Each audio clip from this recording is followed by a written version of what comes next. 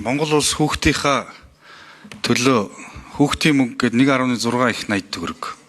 За өдийн хоолны хөтөлбөр гээд цэцэрлэгт 140 тэрбум энэ жилийн байдлаар за бага сургуулиудад 120 тэрбум, дотор байранд 60 тэрбум гээ 324 тэрбум төгрөгийн төсөв гаргадаг. За өнгөрсөн жил 260 орчим байсан баг.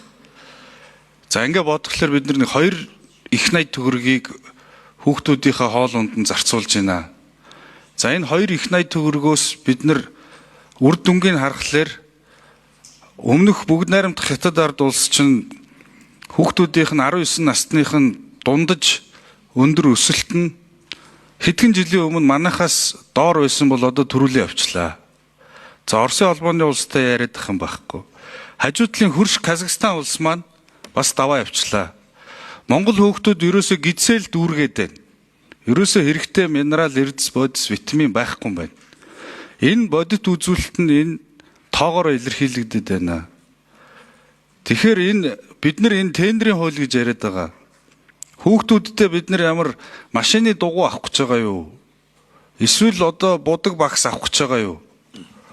Эндээс бол одоо яг ингээ хэмнэлт гаргана, хамгийн хямдыг авнаа, зөвхөн дүүргэх материал авнаа гэж ийм хандлагаар явах хүсгүй. За олон улсын жишг бол бид нар ирээдүгөө бэлдэж байгаа, ирээдүйн Монгол хүнээ бэлдэж байгаагийн хувьд тендерийн хуулиас шал өөрөөр явмаар байгаа юм. Энийг сонгон шалгаруулдаг бүтэц бүрэлдэхүүн шал өөр газар баймаар. Сургуулийн захирал дээр биш. Төсөв нь бол хуваарлагдаад тодорхой хэмжээгээр батлагдах бах. Гэхдээ тэр төсвийг зарцуулахдаа эцэг эхийн төлөөлөл тендерийнх нь үнэлгээг өгдөг баймаар байна. Тэрнээс ч одоо сургуулийн захирал биш. Хэн нэгний ашиг сонирхол, хэн нэгний төрөвчийг түнтэлгэх тийм бүрэлдэхүүн энэ хоолны сонгон шалгаруулалтыг хиймээргүй байгаа хөөх.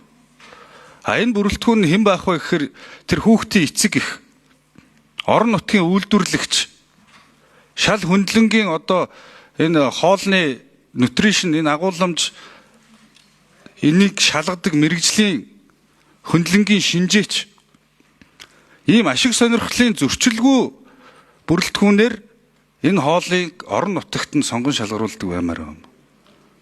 Тэгэхээр энэ иргэдийн оролцоог нь хангаж энэ эцсийн хэрэглэгчдийн эцэг эх, хүүхдүүдийн эцэг эх өөрөө энэ хоолны сонгон шалгаруулалт.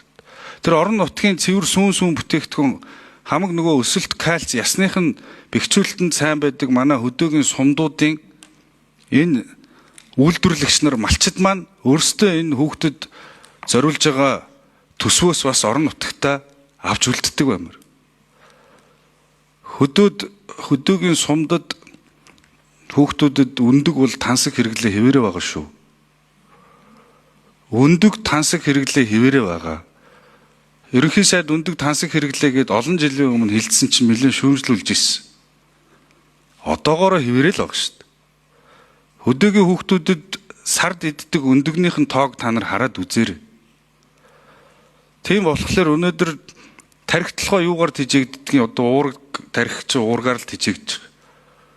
Тэр гол тэжээл бензинийг бид нар өнөөдөр хангаж өгч чадахгүй ижиж зөвхөн гидсийн дүүргэснээрээ ирээдүйн монголчуудыг энэ үндэстнийг авч явна гэвэл бид нар буруу замаар явж байна. Тийм болохоор энэ тендерийн хууль болон энэс бүр шал өөр зохион байгуулалтаар авч үзэх хэрэгтэй байгаа юм.